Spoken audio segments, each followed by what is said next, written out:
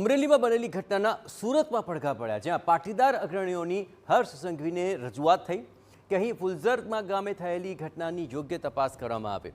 પાટીદારો પર ખોટી રીતે કેસ કરાયાનો પણ તેમણે આરોપ લગાવ્યો. આપણે જણાવ્યું કે હર્ષ સંઘવીએ નિર્દોષને ન્યાય અને દોષિતોને દંડવાની ખાતરી આપી છે.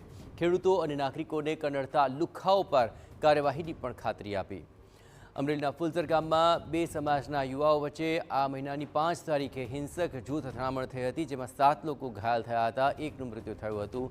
ઘટનામાં પાટીદારો પર ખોટી રીતે કેસ કરાયાના આક્ષેપોને લઈને સુરતમાં ગઈકાલે પાટીદાર સમાજની એક મહત્વપૂર્ણ બેઠક યોજાઈ અને ત્યારબાદ પાટીદાર અગ્રણીઓએ રાજ્યના નાયબ મુખ્યપ્રધાન હર્ષ સંઘવીને આ મામલે યોગ્ય કાર્યવાહીની રજૂઆત કરી હતી.